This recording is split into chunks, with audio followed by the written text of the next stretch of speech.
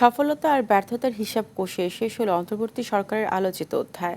রাজনৈতিক অস্থিরতার প্রেক্ষাপটে দায়িত্ব নেওয়া বিদায়ী সরকারের ১৩ বছরের সময়কাল ছিল নানা চ্যালেঞ্জে ভরা। এমন প্রেক্ষাপটে অবশ্য সফলভাবে ত্রয়োদশ জাতীয় সংসদ নির্বাচন উপহার দেখিয়েছেন চমক।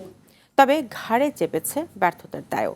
রাজনৈতিক বিশ্লেষকরা বলছেন, অনেক ক্ষেত্রেই মানুষের প্রত্যাশা পূরণে ব্যর্থতার পরিচয় দিয়েছে অন্তর্বর্তী সরকার। ইউনূস সরকারের ১৮ মাসের পথ চলার নানা দিক তুলে ধরছেন সাদিয়া কানিজ।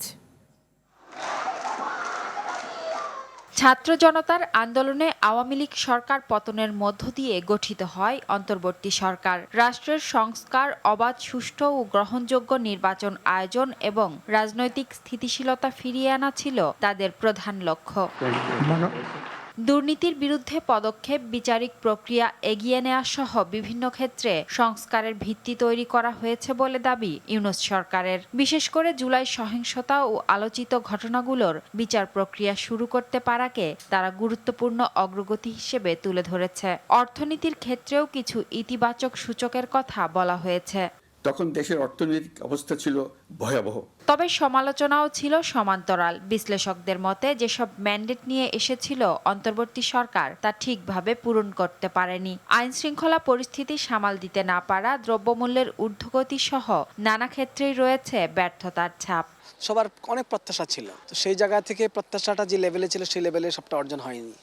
বিশেষ করে আপনি 3টা বা 4টা গুরুত্বপূর্ণ কাজ ছিল, যেমন সংস্কার ইস্যুতে বলা হচ্ছিল, তারপরে আপনার নির্বাচন ইস্যুতে বলা হচ্ছিল, বিচারের ব্যাপার ছিল।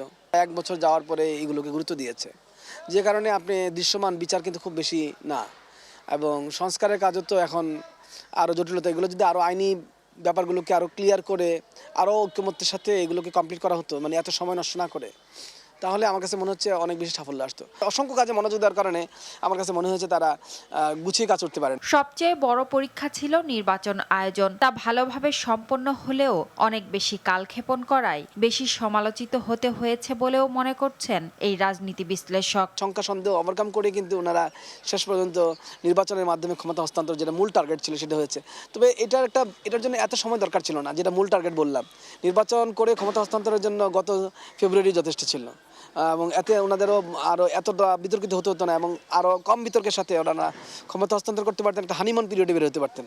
তো যদি সংস্কার বা বিচারের কাজ এত দৃশ্যমান করতেই না হয়, তাহলে কেন এত দেরি করে নির্বাচন? 1.5 বছরের এই সময়ে অন্তর্বর্তী সরকার কিছু কাঠামোগত উদ্যোগ নিয়েছে, আবার কিছু প্রশ্নও রেখে গেছে। এ কারণে সবার নজর এখন নতুন সরকারের দিকে। প্রতিশ্রুতি বাস্তবায়ন ও স্থিতিশীলতা ধরে রাখাই নতুন সরকারের বড় চ্যালেঞ্জ।